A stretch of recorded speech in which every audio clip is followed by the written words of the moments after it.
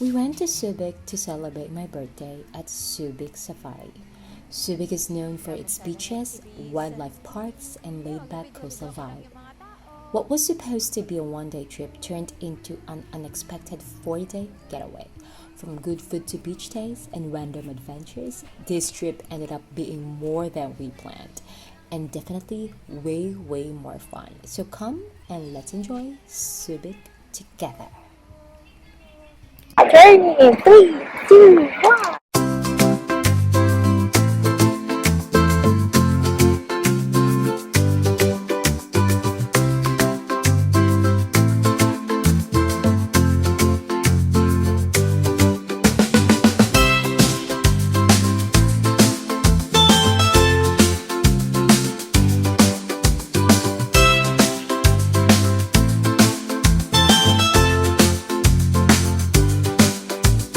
Hello guys, good morning. We just woke up and last night we slept so early because we were so tired. So after namin kumain sa beer garden, we just went to to a drugstore kasi kailangan ko na vitamins or ng medicine for my pre-diabetes. So after that, we went home and then we watch TV and then slept early, and ngayon ito na kami, gising na ulit kasi we were thinking to swim. So ang usapan namin, like what I had mentioned, diba, unexpected Subic trip to kasi one day lang naman, tapos ngayon hanggang sa pagkatagal pala kami dito. So ngayon ang ending, we ended up na bumili ng swimsuit and other stuff sa grocery store at buti na lang bumili kami ng food sa Royal Duty Free kasi mura doon. It doesn't have tax. Tapos, ayun nga. So, talaga namang, wala talaga akong balak i-vlog tong trip na to. Talagang balak lang siyang i-video for Yzzy's core memory. And then, nung sinabi ni Gina na baka magstay kami dito. So, sabi ko, okay, I'll vlog this para lang ma-share ko sa inyo kung anong tsura na ng Subic ngayon and or ng Olongapo. So, ayun nga. So, talagang in case na, for example, parang feeling nyo, ramadalian lang tong vlog na to kasi nga talaga, madalian lang talaga tong vlog na to. Talagang unexpected and such. So, yun. Have a nice day. Hello, guys. And now, we're here na sa pinuntahan namin yesterday, which is yung Outback Resort. Yung pala swimsuit. Meron doon. Ayan mo na, yan na eh. Yung may 200 pesos na fee kapag sa swimming pool, pero libre yung mismong beach. Oh yeah! Nga, hello. Are we going to buy floater ba? Floater? Going to buy? Swimsuit? Okay na ako dito. 105 pesos sa DV Mart. And this is what I bought in DV Mart. 105 pesos only for original price na 450 na gano'n natin. And I could say that it totally fits me. Diba? So, ba't ba ako bibili doon? So, may nakita kami tindahan ng floater across lang nung Outback Resort. So, now I'm here. May bago po kayong stock nito? Sige po, ito po.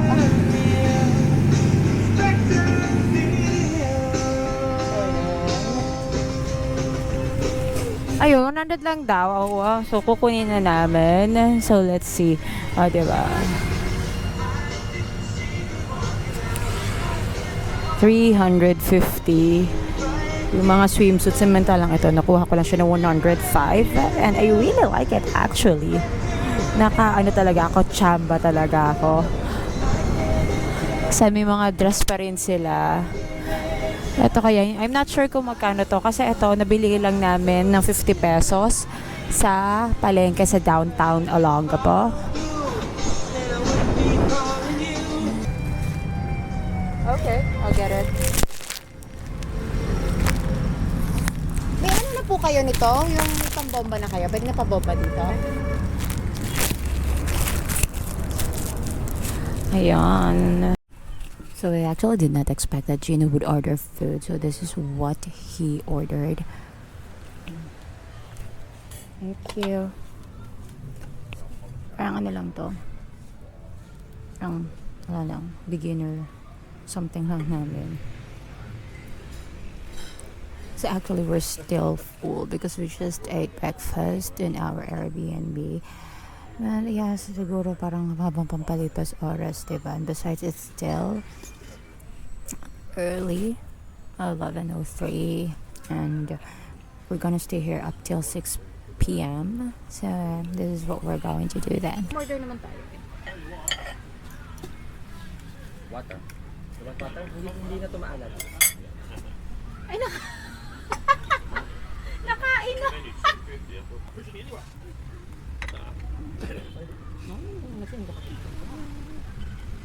Tatabagan kailangan pa sa kahit yung ano. After pala. Masasawira mo. Hindi ko nga alam kung pwede ka pang swimming sa beach. Pearl? Hindi ba nagbebenta ng pearl pagkakahuli na? Nawala na. Really? Hindi ba? Saan ba nakita? Normal pa lang ito. Pagkakahuli na. Pero tsambahan niya kasi iba-iba. Buwatan dito.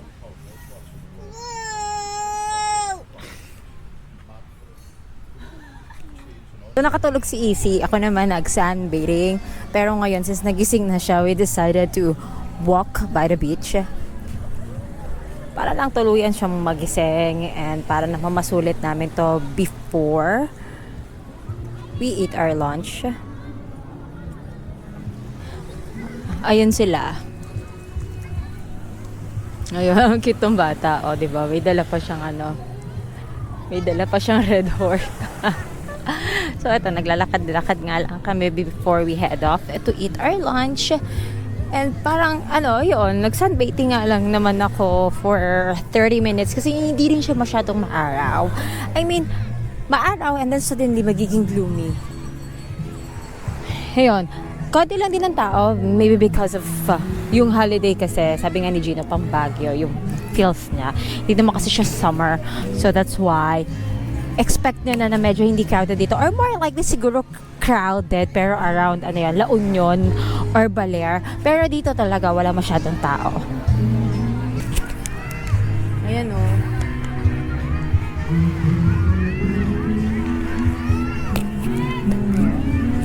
Wala masyadong activities.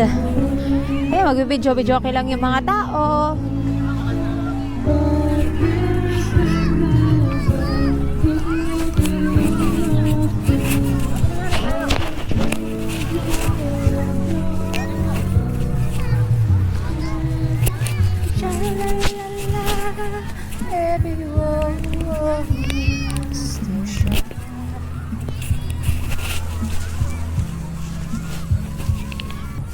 Dami naggastos dito, but it's okay. Kasi naisip ko naman, it's holiday. So that's fine.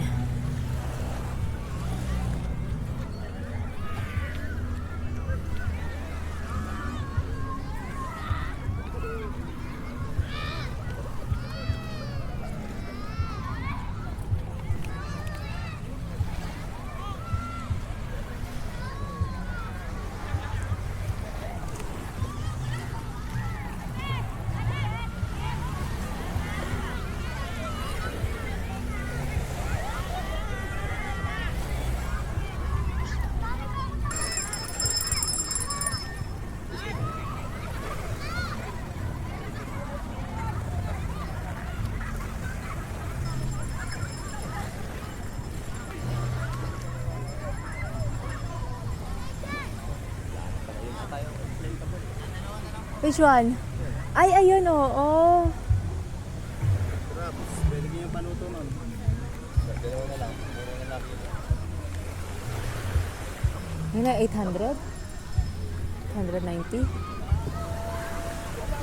Mas yung swimming pool. Mas madaming tao dito, no? Ay, ito yung last night, yung yesterday, yung Kali something. Oh. Yun. Ang dami palang tao dito.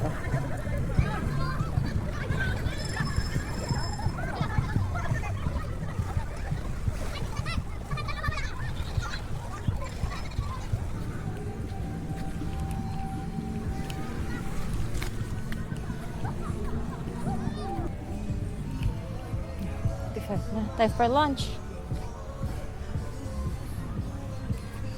And we're done. We're just waiting for the sunset.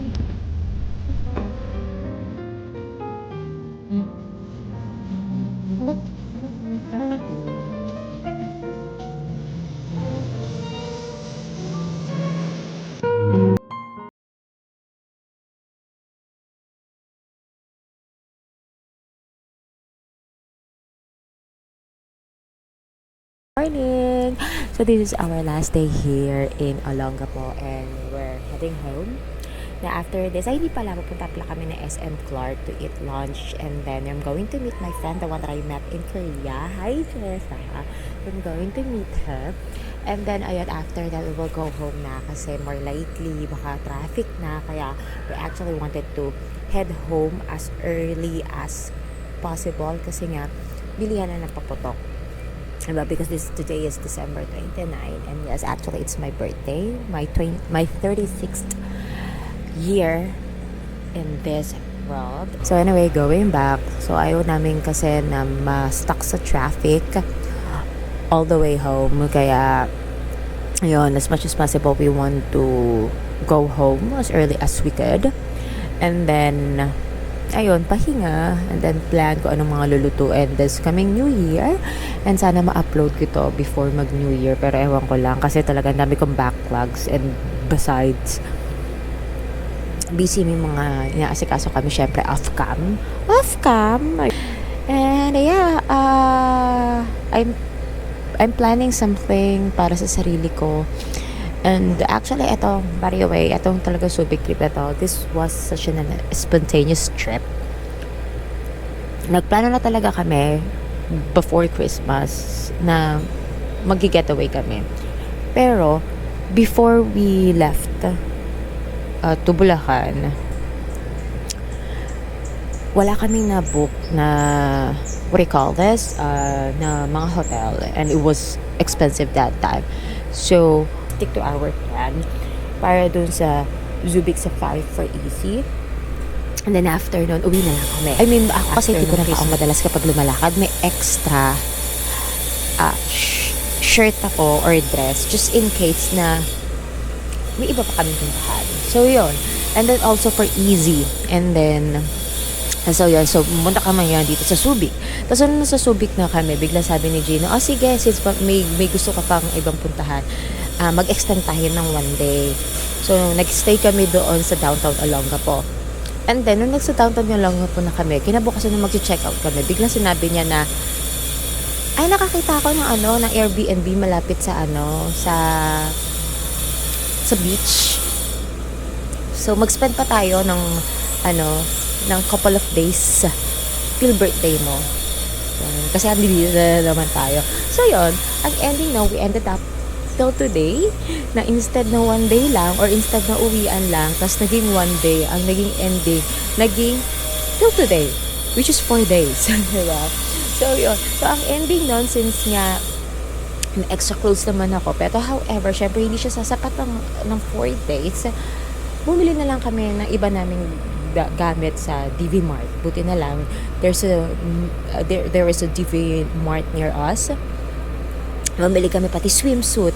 Kasi sabi ko ngayon swimsuit ko, the original price was 450 pesos, but I just bought this for 105. May gutal pa kang 5 pesos. But anyway, yun nga, 105. Then yung swimsuit ni Yzzy, original price was also 450. We just bought this for 250 pesos. Ayun, talaga, it was steal, diba? Bang for a buck. So, and then after na nakakita nga kami ng Airbnb, which is ito, hindi naman siya ganun kagandahan, hindi rin siya ganun kapangitan. It was such an old place. However, it's clean. Do kapag pasok mo kasi ng pinto, maaamoy mo na medyo old na siya. I was able to sleep peacefully kasi knowing may matatakotin ako. So, ayun nga. So, masasabi ko naman na safe yung lugar. Yeah, okay siya sa akin.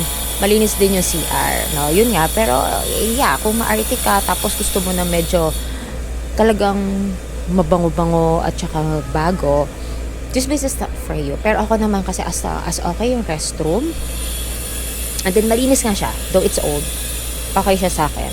And besides, aarte pa ba ako? Ang mamahal na ng mga hotel, di ba? Kasi nga, spontaneous lang yung trip namin, so ipapabook na din namin biglaan. So, hindi na ako magiging choosy, di ba? And besides, ako kasi napaka-practical ko tao. Instead na spend more in your accommodation, why not just spend it in shopping or food? So, yun. After nun, since ayun nga yung ginawa namin, since hindi naman kami nag-entertain sa pag-i-stayan namin, except dun sa downtown Olongapo, maganda yung pinag-stayan namin doon. But I don't know how much he paid for it. Pero kasi pagdating sa accommodation, all were paid by Gino. So, yun nga. Anyway, last night, we ate at Texas Joe's. It was our birthday dinner date. Sabi nga ni Gino, parang ginawa namin last year sa Sagada. And then, we ate in Beer Garden. And then, we ate in Coco Lime, ganyan. Parang isang beses na ata kaming kumain sa medyo hindi expensive or hindi posh na lugar. Though yung Beer Garden naman and Coco Lime, in fairness naman, medyo reasonable yung price. But dito sa Texas Joe, syempre medyo hindi. Kasi syempre baby back ribs and spare ribs yung specialty nila. Then, ayun, shopping is sa duty free, sa Royal Duty Free, kasi syempre alam naman natin tax free pag sinabing duty free, especially here in Subic and Clark. So I bought perfume. I'm not sure about the pronunciation, Eclat or Eclat. So yeah, I bought one. Kasi nga, I was thinking to buy a diptyque, kaso wala eh. Kasi ang difference lang ng Royal Duty Free or ng Duty Free dito sa Subic tsaka sa Clark, mas konti yung options nila ng perfume compare sa duty free talaga na makikita mo sa airport. Nevertheless, di naman ako maarte. Kasi nga, diba ako, I really love perfume. Sabi ko sa sarili ko, I won't splurge that much kasi I'm planning to buy gold or I'm planning to invest. But, ayun nga, since marupok tayo, I wasn't able to refrain myself from buying new perfume. Well, I bought one. And then, ayun, medyo nag-shopping tayo ng konting food sa duty free. And then, nag-shopping din tayo ng mga pasabay. And, yeah, that's it. And then, now, we're heading home. Ano pa ba? Ayun lang. So, yung mga damit pala namin anyway, bukod sa DV Mart, may palengke kasi dun sa Olongapo downtown. Nagbibenta lang ng 50 pesos na sando, shirt, at saka medyas. So, lahat tayo, binili lang namin dun. Especially si Gino. Boxers, sando, at saka socks. Tapos ako, yung swimsuit ko, at saka yung shorts ko, dun ko lang din binili. Ayun.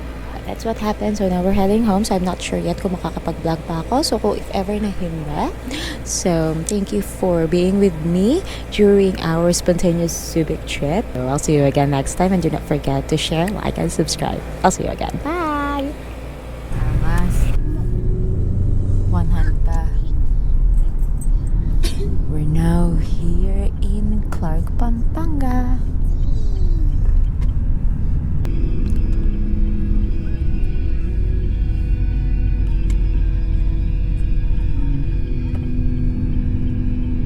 May Asoryan pala dito.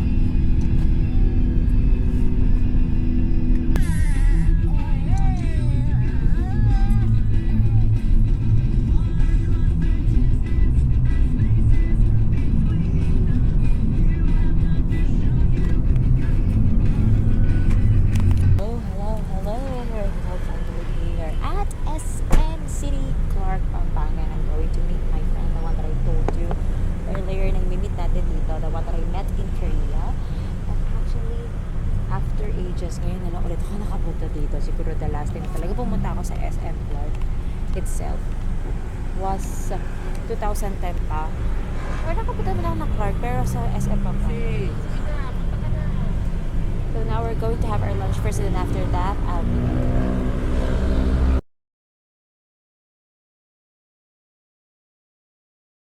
yung swimsuit ni Yzzy, original price